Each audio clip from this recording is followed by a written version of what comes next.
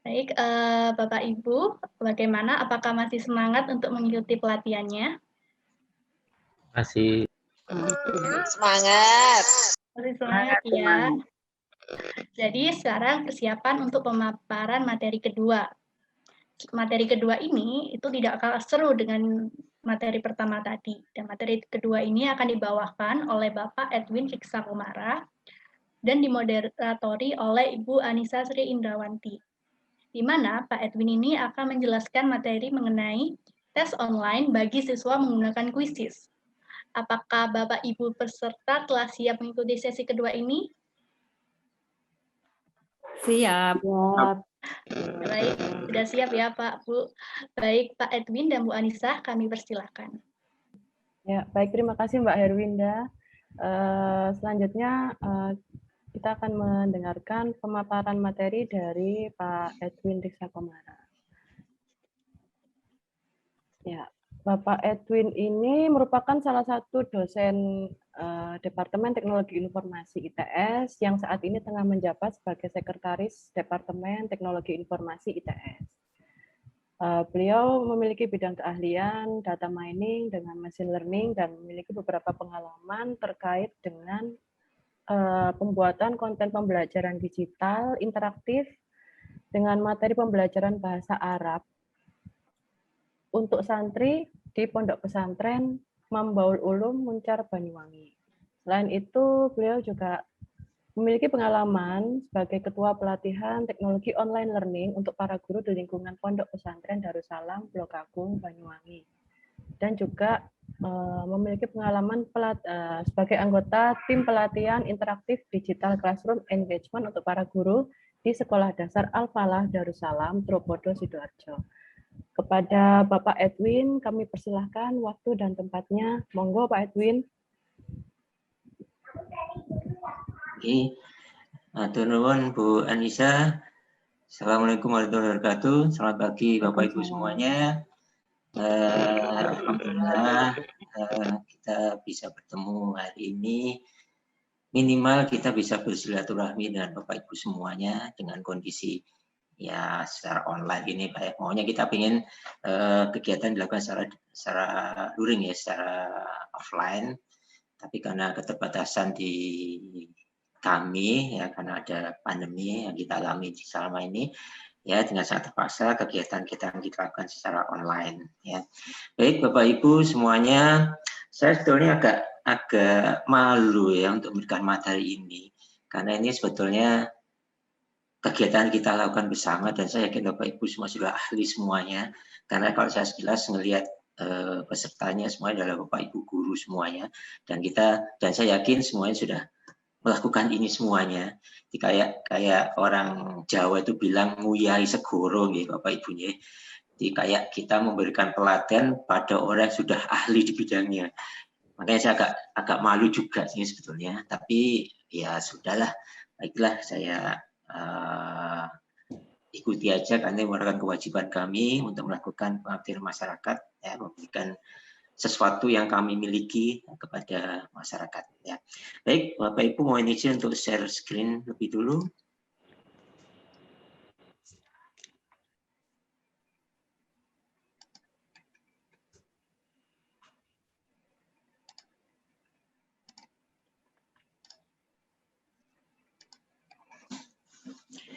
Sampun ketinggal Bapak Ibu? Sampun Pak. Sampun nggih. Oke, baik. Saya dapat tugas untuk sedikit mengenalkan mengenai tes online. Nah, materi ini sebetulnya detailnya seperti juga Miro yang disampaikan oleh Pak Hakim tadi, detailnya akan kita dapatkan setelah sesi ini dan sesi besok ya. Tapi saya sedikit mundur ke belakang, kita akan sedikit membahas mengenai tes ya. Apa itu tes, apa itu evaluasi, nanti kenapa kita masuk ke online ya, seperti apa. Baik, saya mulai dengan mungkin perkenalan sedikit dari saya, walaupun nanti sudah disampaikan oleh Bu Anissa. Nama saya Edwin Fiksakumara. Saya diberi amanah untuk menjabat sebagai Sekretaris Departemen di Departemen Teknologi Informasi ITS. ya. Walaupun sebetulnya bidang saya nggak nyambung ya dengan di departemen ini, tapi karena kewajiban ya sudah, oke, saya terima amanah itu. Baik, kemudian tadi sudah disampaikan oleh Bu Anissa juga, alhamdulillah dan kebetulan juga untuk pembelajaran online ini sudah kami lakukan di departemen yang berbeda ya, di departemen tangga Bapak Ibu ya. Karena kebetulan saya juga sebagai dosen di Departemen Sistem Informasi. Secara rutin setiap tahun, sudah tahun keempat ini, kami selalu melakukan pelatihan online kepada lembaga pendidikan. Cuman kami fokus sesuai dengan departemen kami, di lab kami fokus ke pendidikan Islam. Makanya kalau Bapak Ibu tadi sempat baca kurikulum vitae saya, pelatihan kami lakukan itu sering ke pondok pesantren.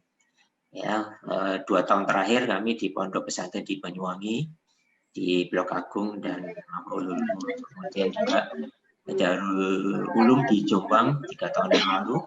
Kemudian tahun kemarin juga kami melakukan pelatihan di bukan pondok pesantren tapi di sekolah integral, sekolah Islam di Darussalam di Surabaya. Ya, seperti itu. Dan yang sekarang ini kami sedang mengembangkan aplikasi online untuk pembelajaran bahasa Arab di pondok pesantren juga. Ya, alhamdulillah kita dapat amanah seperti itu, dan insya Allah amanah itu tidak akan kami sia-siakan ya. Itu pengalaman dari kami, dari saya. Ya, email saya dari sebelah kiri, kemudian telepon saya di tengah. Kantor kami Departemen Teknologi Informasi ada di Gedung Pustaka lantai 6, kampus ITS. Baik, begitu. Untuk materi yang saya sampaikan hari ini, kita akan bahas sedikit mereview. Mungkin Bapak Ibu sekali lagi saya yakin sudah paham ini semuanya, sudah mendapatkan ilmu ini di di kehidupan kita sehari-hari. Ya, tapi nggak ada salahnya kita review aja. Kita belajar mengenai apa sih evaluasi, ya, apa itu pengukuran, apa itu penilaian, apa itu tes. Ya, kadang orang mencampur adukan antara keempat definisi, keempat terminologi ini. Tes ya penilaian itu ya tes, ya. Pengukuran ya tes juga. Nah, itu apa evaluasi? Ya tes juga, yang mengukur juga. Nah, padahal sebetulnya keempat definisi ini ya, itu punya arti yang sedikit berbeda. Ya, nah, kita bahas lebih detail. Kemudian yang kedua adalah kita lebih fokus pada evaluasi. Ya, jadi apa itu evaluasi, fungsinya apa, tujuannya apa, prinsip untuk melakukan evaluasi apa saja. Yang ketiga kita akan bahas lebih detail lagi mengenai tes. Dan terakhir, kenapa kita perlu online. Itu ada di masalah dan solusi yang kita akan hadapi nanti. Baik, diawali dengan yang pertama mengenai definisinya dulu. Apa yang dimaksud dengan evaluasi, penilaian, pengukuran, dan tes. Ya, saya mulai dari yang pertama, di evaluasi. Apa yang maksudnya evaluasi? Ya, evaluasi itu kalau kita lihat terminologinya adalah proses untuk mendiagnosa kegiatan pembelajaran. Nah, tapi proses diagnosa ini ya itu menggunakan dua pendekatan, yaitu pendekatan kualitatif dan kuantitatif.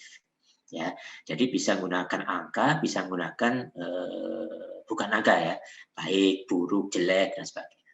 Nah, ini jadi keberhasilan anak didik kita ya dalam menerima proses pendidikan itu nanti akan kita ukur. Nah, ukurnya itu ya, kita sebagai evaluasi. Nah, cara pengukurannya itu ada dua.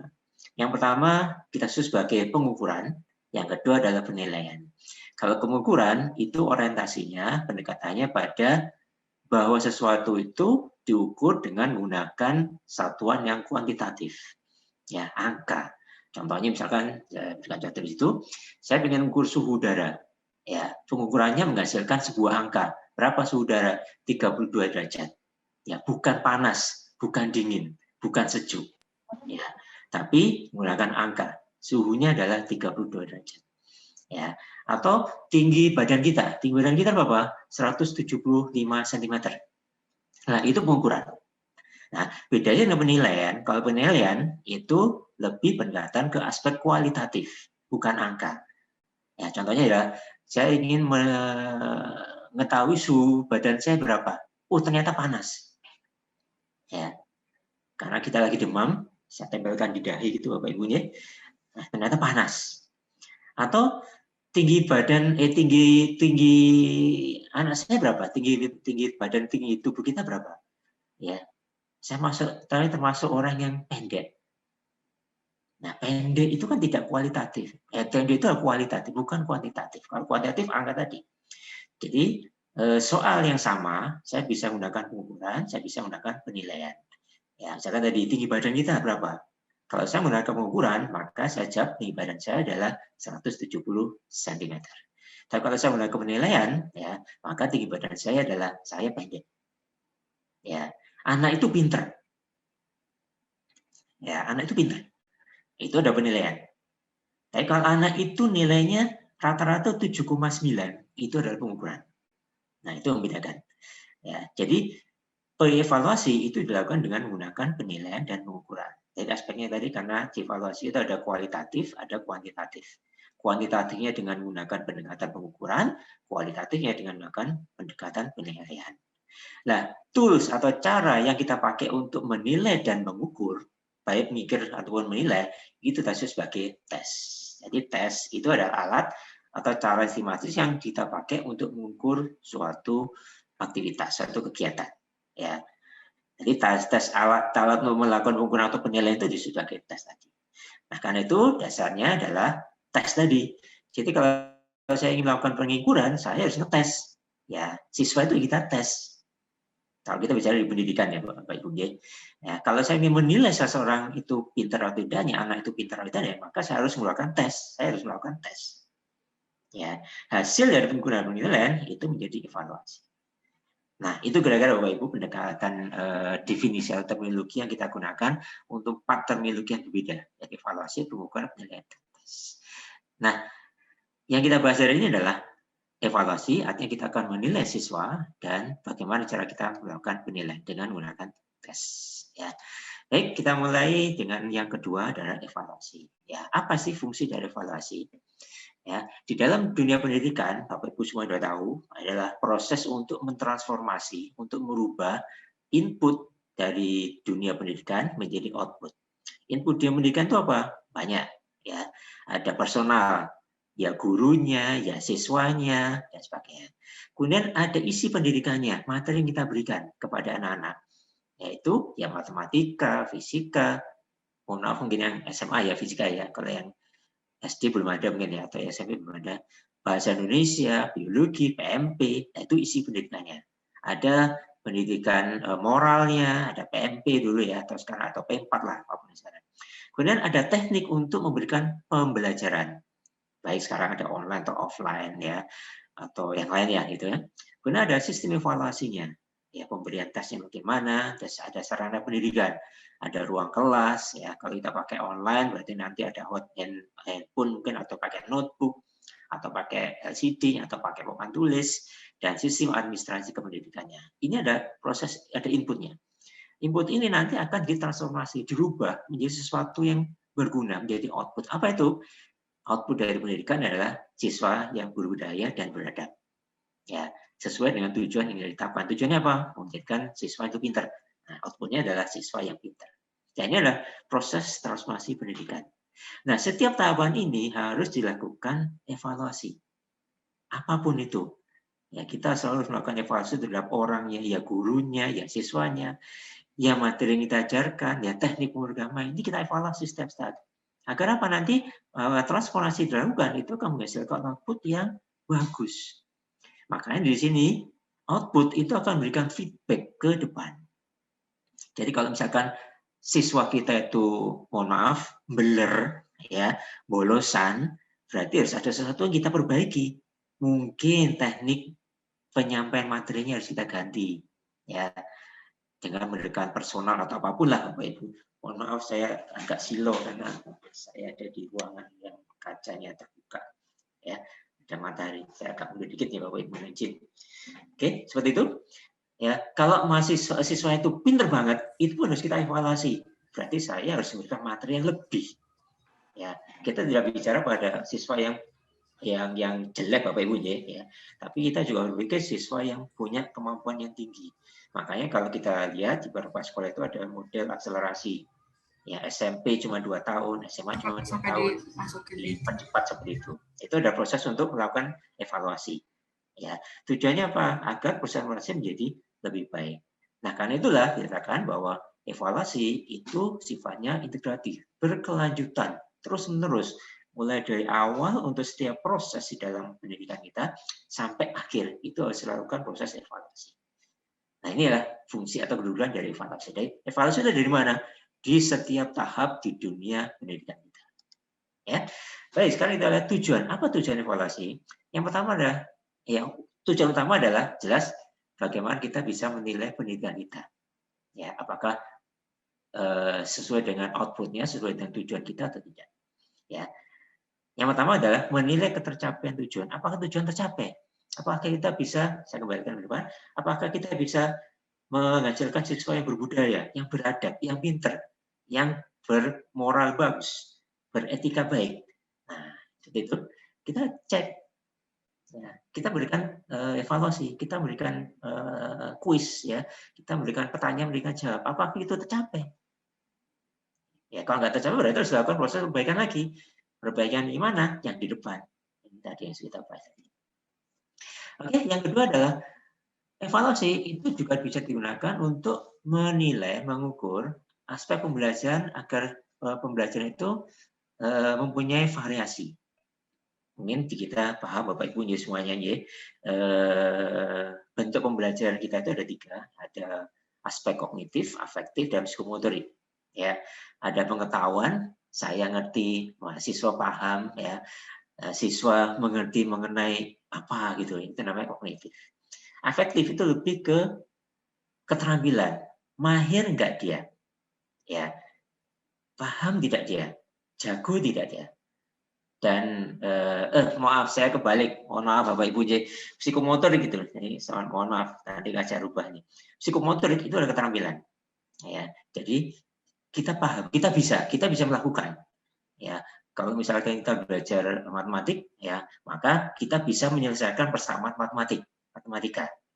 Kita bisa menghitung persamaan kuadrat misalkan, yaitu psikomotorik. Atau kalau kita bicara di pendidikan vokasi misalkan ya, SMK, ya, kita bisa menjahit baju. Saya masih ingat dulu Bapak Ibu waktu SMA dulu, kurikulum ekstrakurikuler kita adalah jahit. Saya bisa menjahit baju sendiri waktu itu, baju sama celana. Ya, bisa melakukan itu. Dan yang ketiga adalah afektif, yaitu tata nilainya. Ya. Nah, semua pendidikan itu diarahkan ke 3 hal ini. Artinya, siswa itu harus mendapatkan pembelajaran mengenai ketiga hal ini. Artinya dia punya pengetahuan yang makin meningkat, keterampilan yang makin experience, makin bagus mengenai pengalaman, dan nilainya, tata nilai ya yang dia akan terima itu adalah yang baik. Ya, yang kedua. Yang ketiga adalah memotivasi siswa untuk belajar. Ini memang bisa juga, tapi justru kadang bisa menjadi bumerang. Apa ini? Biasanya kalau kita memberikan skor kepada siswa, misalkan dengan ranking, ya, di setiap akhir semester disebutkan, siswa A, ranking 1, ranking 2-nya siapa, ranking 3 siapa, ranking 4 siapa.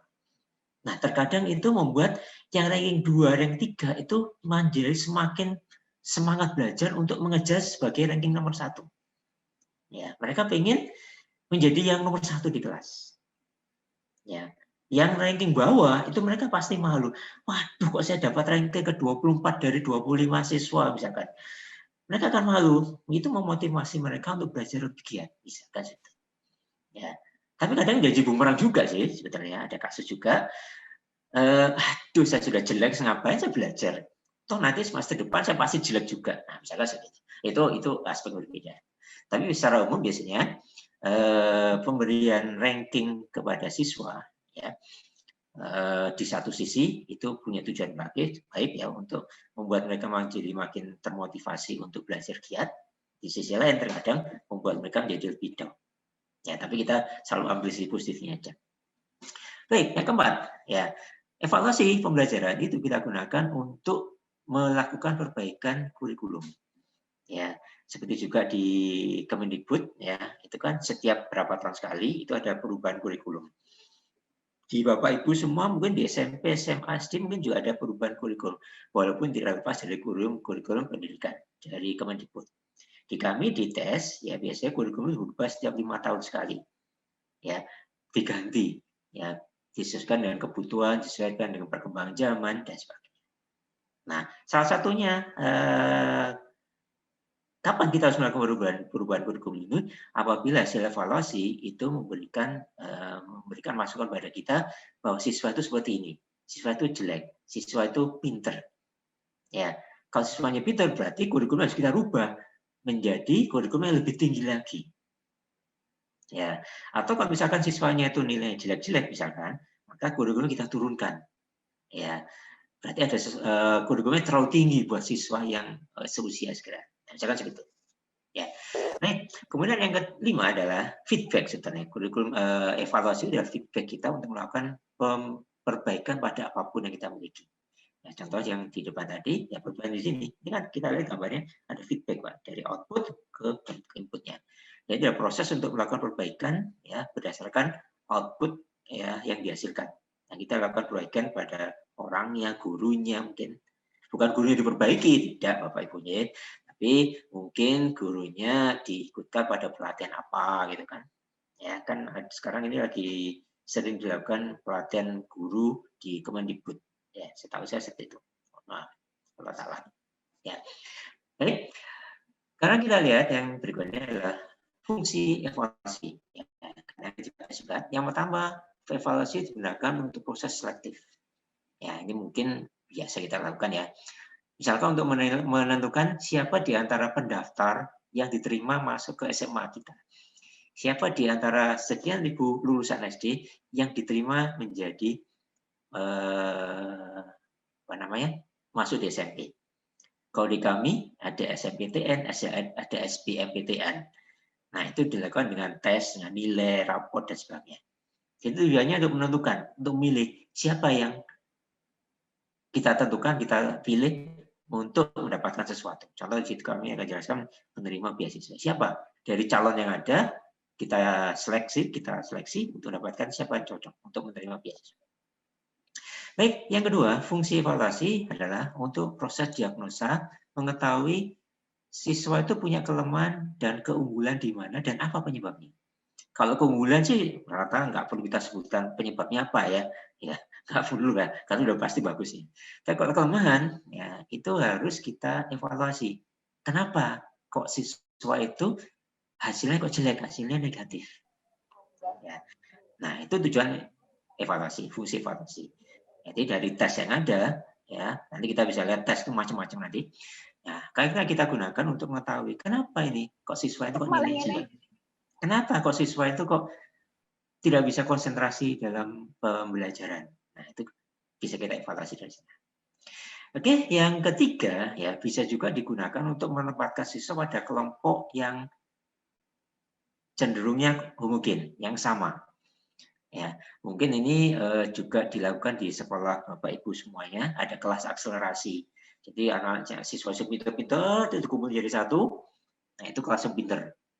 Ya, ada kelas yang mohon maaf yang bodoh ya, yang performanya itu jelek dikumpulin menjadi satu kelas. Ya, ini bukan masalah grade, bukan masalah kasta ya, yang satu pintar banget kumpulnya jadi satu, tidak. Tapi dipakai untuk menentukan metode pembelajaran yang efektif. Karena kalau dicampur jadi satu, ya itu pembelajaran jadi nggak efektif. Guru akan kesulitan. Kalau dia ngikuti yang pinter, yang bodoh ketinggalan. Kalau dia ngikuti yang bodoh, yang pinter bosen. Itu kalau dicampur, pendekatannya seperti itu. Makanya dia kita pisahkan. Mungkin Bapak Ibu semua juga di sekolahnya masing-masing ada seperti itu. Ya tujuannya sekali lagi positifnya kita ambil. Ya, yang bodoh-bodoh, yang lemah itu kita berikan treatment khusus ya agar dia bisa meningkatkan performanya.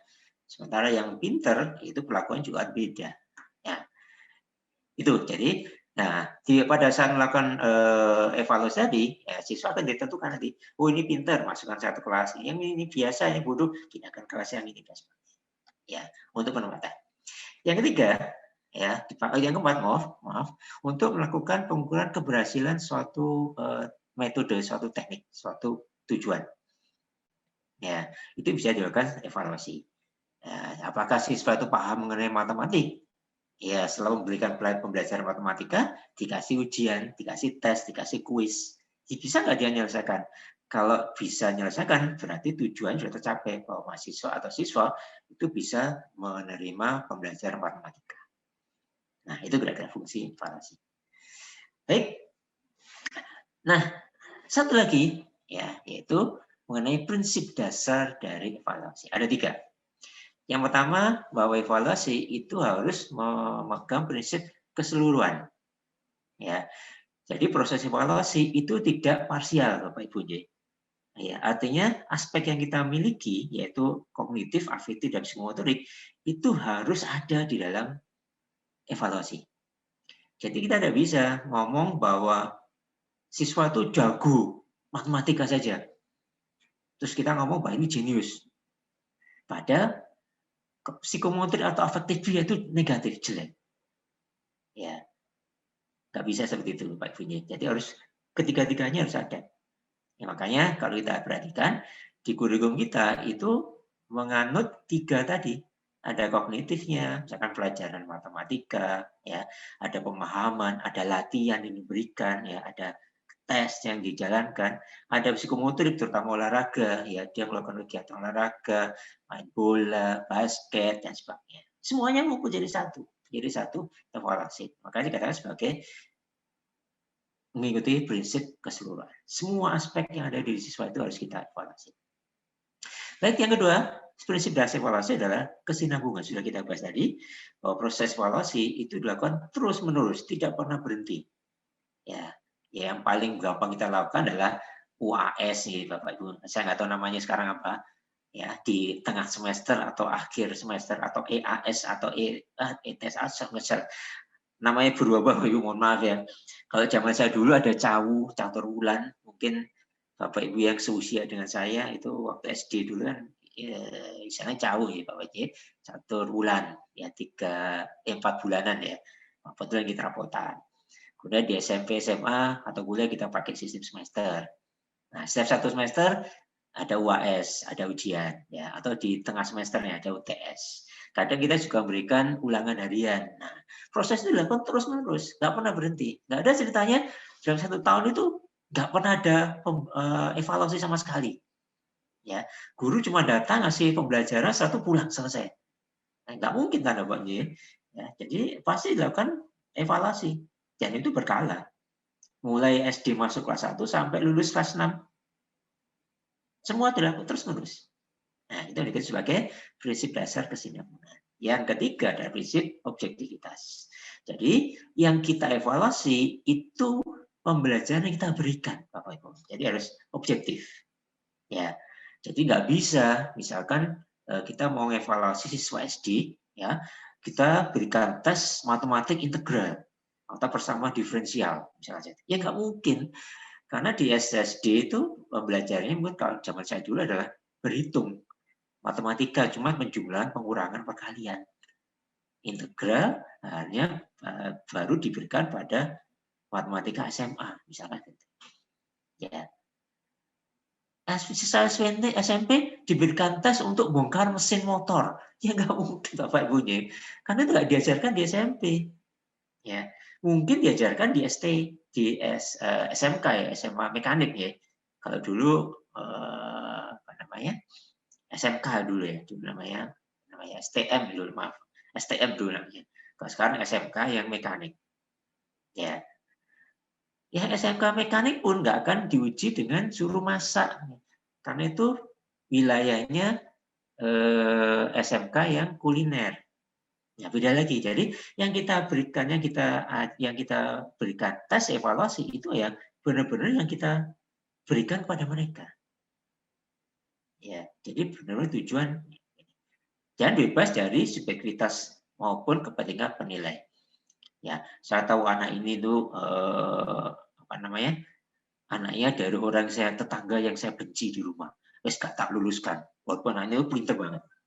Ya, itu berarti ada unsur subjektivitas. Subjektivitas dari gurunya, subjektivitas dari kita sebagai penilai. Wah, anak ini nuwah kali luar biasa ini. Gak tak luluskan, wes.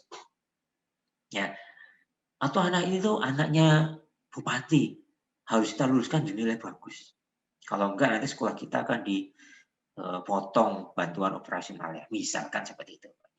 Itu dihilangkan semuanya. Jadi benar-benar prinsip objektif yang kita gunakan. Ya, baik. Nah, sekarang bagaimana cara kita melakukan evaluasi? Dengan menggunakan alat ukur yang jelas, yaitu apa? Tes. Ya, kita mulai dari pengertiannya. Apa itu pengertian tes? Tes adalah kegiatan yang bisa memuat 3 hal ini. Ya, jadi pada saat kita mengetes seseorang atau menilai seseorang, saya bisa mengajukan sejumlah pertanyaan. Dia harus jawab. Ya, atau kita berikan pernyataan, dia harus milih.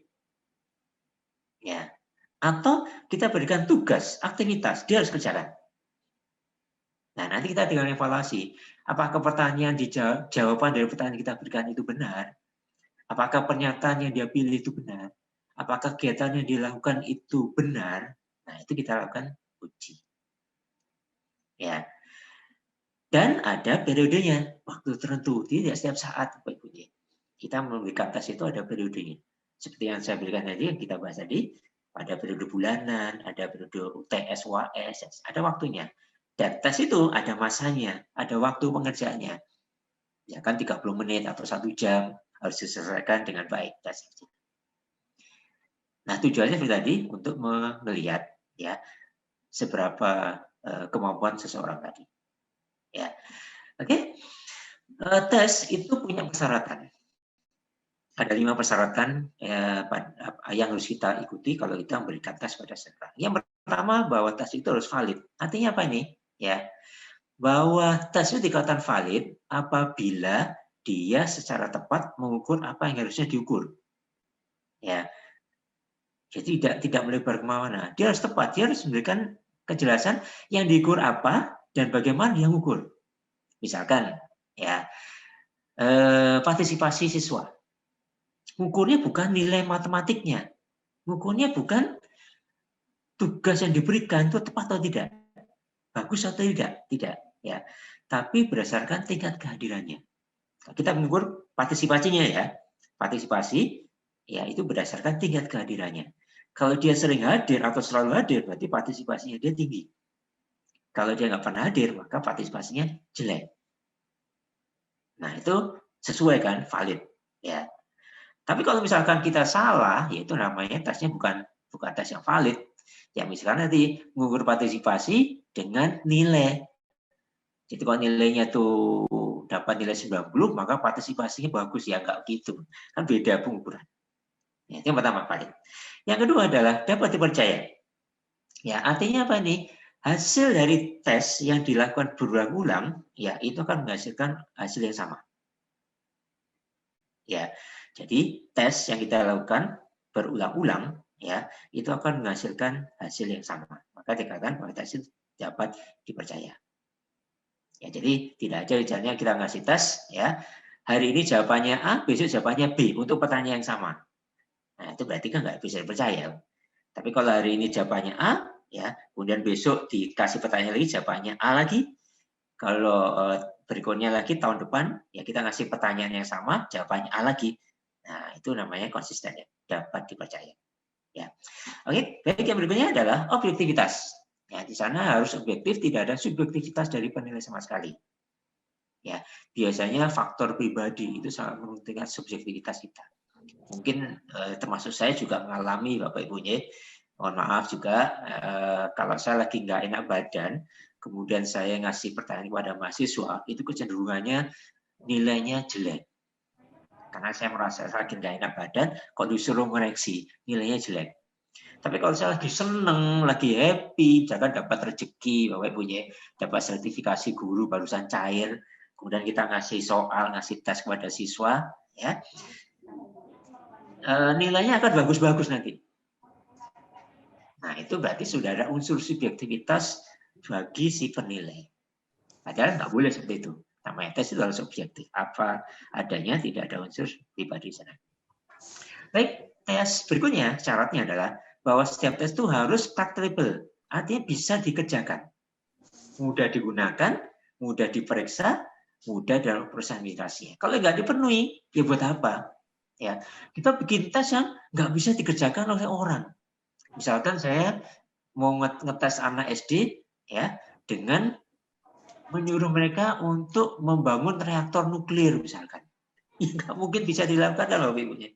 Ya, nggak praktis banget, susah bikinnya. Ini hal yang sangat berbeda jauh dengan apa yang diberikan untuk usia anak SD.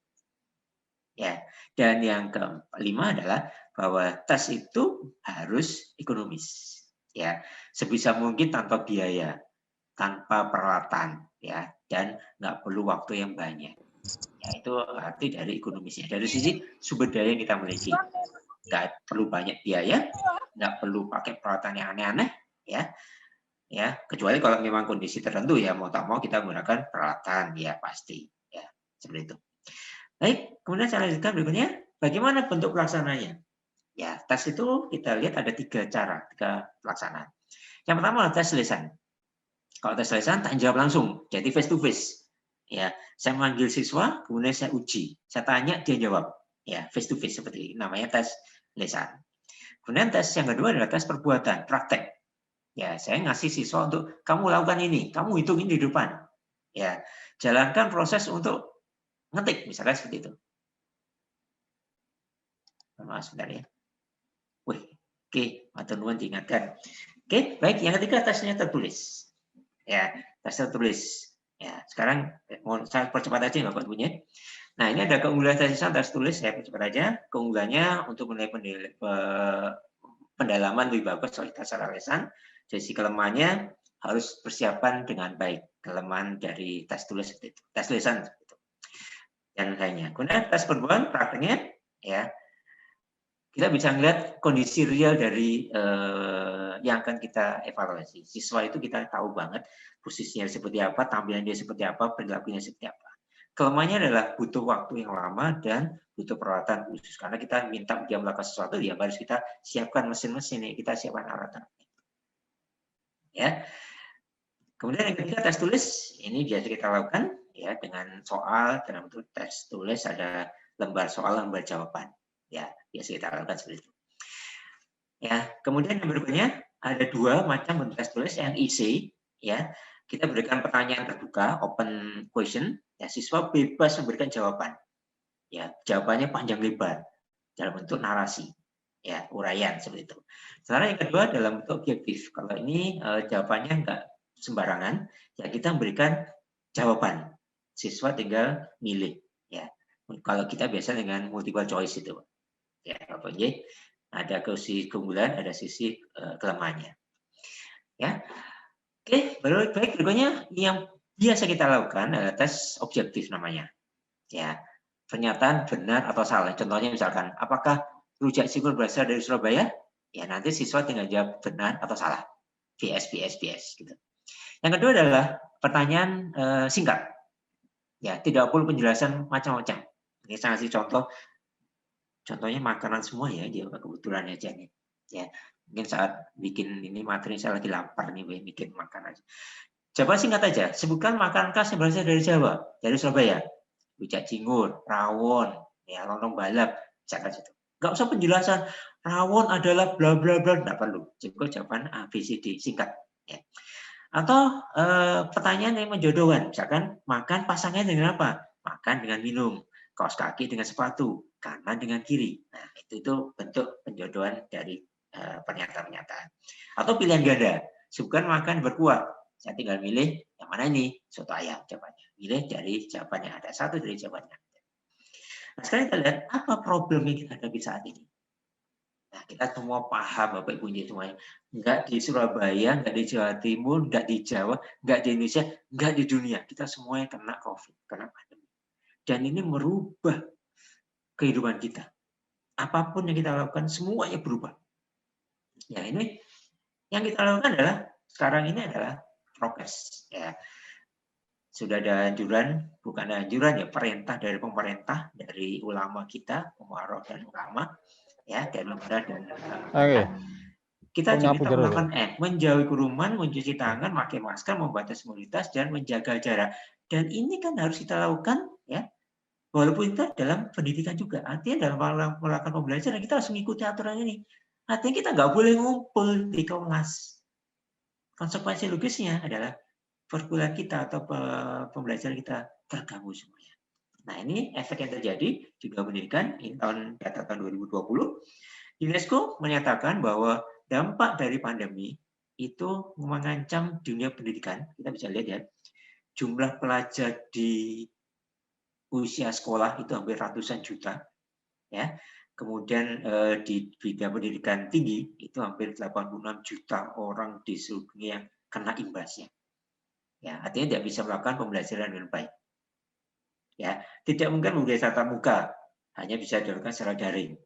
Akibatnya apa? Kita butuh sarana prasarana yang harus kita siapkan. Kita butuh HP, kita butuh notebook, ya, kita butuh sinyal, kuota data yang kita sebagai pengajar butuh materi khusus. Kalau dulu kan enak ya datang langsung rek-rek di papan tulis sambil ngomong itu bisa kita lakukan. Tapi sekarang nggak mungkin. Maka kita harus siapkan pembelajaran yang bagus, yang menarik. Ya, dari sisi siswanya, siswa itu bosan Bapak Ibu. Ya, secara psikologis sebenarnya nggak nyaman lagi. Kenapa? Karena mereka butuh interaksi, butuh sosialisasi dengan teman-temannya. Mereka selama ini belajarnya ya sendirian di rumah, walaupun ditemani orang tua. Ya, itu menjadi secara psikologis nggak bagus karena anak itu butuh sosialisasi. Mereka butuh berhubungan interaksi dengan teman-temannya, sekedar ngumpul, ngobrol, ketawa-ketawa, ya seperti kita waktu itu di zaman sekolah dulu ya. Dan butuh orang tua untuk mendampingi. Dan ini membuat kita kesulitan, Pak. Ya. Nah, solusinya bagaimana? Nah, ini yang kita bahas hari ini materi kita. Materi pembelajarannya harus nyaman, harus bagus. Ya, interaktif. Ya, tidak monoton dan sebagainya. Ya, seperti itu. Nah, caranya gimana? Kita menggunakan tools yang ada. Nah, untuk kali ini kita pilih dengan menggunakan Miro. Dan bagaimana tesnya? Kita lakukan dengan menggunakan Quizzes. Ya, apa kelebihannya? Ya, mohon maaf, buat saya minta dikit waktunya. Yang pertama adalah bahwa kalau kita menggunakan Quizzes, ya, pertanyaan itu personal, hanya muncul di HP kita. Waktunya juga kecepatan kita, tidak dipengaruhi orang lain. Jadi benar persoalan kita. Kalau saya pinter misalkan, bisa ngerjakan cepat, dia sudah selesai cepat. Tidak perlu tergantung dengan orang. Beda kan kalau kita pakai kelas ya, kalau kelas mau tak mau harus nunggu temannya, karena waktunya 1 jam, dikerjakan 1 jam, kita setengah jam selesai, dia sudah nunggu dulu di dalam. Seperti kita SBMPT dulu kan segitu. Ya. Yang kedua, bisa digunakan dengan berbagai macam peralatan. Mau pakai PC, mau pakai laptop, mau pakai tablet, mau pakai HP, semuanya bisa dilakukan. Yang ketiga, kuis itu publik. Jadi kalau misalkan sudah ada kuis, kita bisa menggunakan itu. Ya, yang buat oleh guru-guru orang di seluruh dunia, kita bisa memanfaatkan aja. Tinggal masukkan kodenya, kalau kita tahu kodenya, kita bisa masuk kuis itu. Ya, dan kuisnya itu bisa kita buat berbentuk interaktif. Ya, bisa dikasih angka, gambar, ya, video, audio yang muncul tiba-tiba di sana.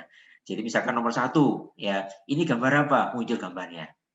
Ya, jelaskan mengenai mesin ini, muncul video mengenai mesin ini, muncul di sana. Nah, benar-benar interaktif. Nanti Bapak Ibu bisa belajar ini secara dalam. Ini saya kopas dari materi yang akan disampaikan besok sebenarnya. Ya, kemudian kuis itu dilakukan secara customize. Kita bisa ngatur semuanya, kecepatan waktunya, ya, fiturnya, bagaimana gamingnya, lagunya apa, kita bisa set semuanya, ya, agar kuisnya itu menjadi benar-benar interaktif ya. Dan hasilnya bisa kita tunjukkan, soalnya ada raportnya, ya, jadi hasil evaluasinya, ya, bisa langsung diketahui oleh siswa, ya, tanpa kita perlu melakukan koreksi dan begitu siswa milih jawaban langsung muncul skornya berapa. Nah, itu memudahkan kita jadinya. Kita tidak perlu lagi mengoreksi ya jawaban yang ada. Begitu siswa milih jawaban langsung muncul skornya berapa, ya, skor dia berapa dan ranking dia di dalam kelas. Itu sudah muncul semuanya. Nanti Bapak Ibu bisa belajar dengan menggunakan Quizzes. Ya. Dan yang penting sekali Bapak ini terakhir soalnya yang kita berikan baik maupun pakai Quizzes atau pakai yang lainnya. Yang pertama kita Bapak Ibu harus menentukan kualitas pertanyaan. Karena kualitas pertanyaan itu menunjukkan bisa kita pakai untuk menilai siswa. Kalau pertanyaannya ecek-ecek, kita nggak akan bisa ngelihat siswa itu paham atau tidak. Yang ketiga, pertanyaan itu harus bisa diterima oleh siswa. Kita harus tahu lebih dulu, siswa kita itu apa, siapa mereka, audiens kita itu apa. Agar nanti cara kita memberikan pembelajaran, cara kita memberikan tes itu sesuai dengan mereka. Jadi nggak bisa anak SD kita berikan soal integral. Kenapa? Itu karena kita kebetulan nggak tahu audiens kita itu siapa. Kita harus tahu itu. Kalau anak SD ya tesnya harus seperti ini. Ya, kalau anak SD itu senangnya sekarang lagi model K-pop, ya mungkin bentuk tesnya kita sesuaikan dengan memasukkan unsur-unsur K-pop misalkan, agar anak jadi tertarik. Dan ada feedback, ya. Karena dari output dari nilai itu kita bisa ketahui seseorang itu bagus atau enggaknya. Itu karena kita pakai untuk melakukan analisa. Oh, materi saya terlalu tinggi. Oh, materi saya terlalu gampang. Karena buktinya siswanya dapat 100 semua. Berarti ya soal yang kita berikan terlalu mudah. Atau nilainya kok 0 semuanya. Berarti ada salah dengan soal kita. Nah, itu contohnya. Jadi, bagaimana kita berikan membentuk tes yang efektif untuk secara online, ya paling nggak kita membuat ketiga. Ya. Nah, ini materi kita untuk besok, yaitu quizzes yang akan disampaikan oleh Pak Isa, ya. Hari Sabtu jam 11 2 sesi. Jadi jam 11.12 setelah itu break, kemudian dilanjutkan dengan sesi yang kedua. Ya, untuk nirunya hari ini dan nanti siang. Baik, itu aja Bapak Ibu yang bisa saya sampaikan. Mohon maaf kalau yang saya sampaikan itu membosankan karena Bapak Ibu saya sudah paham itu semua, ya. Ya, tapi paling enggak kita saling sharing knowledge, ya. Ya, apa yang bisa sampaikan mungkin bermanfaat bagi Bapak Ibu semua. Mungkin juga ada masukan dari Bapak Ibu semuanya kepada saya, karena nanti saya juga bisa memperbaiki, ya, bentuk pembelajaran yang akan saya gunakan di pada saat berkuliah dengan mahasiswa. Baik, itu yang bisa saya sampaikan. Saya kembalikan ke Bu Anissa. Monggo Bu Anissa. Baik, terima kasih Pak Edwin atas paparannya. Sangat bermanfaat sekali ilmu yang diberikan oleh kedua pemateri kita sebelum ini, Pak Hakim dengan Pak Edwin. Semoga bisa kita gunakan dan kita terapkan ke anak didik kita semua, nih Pak.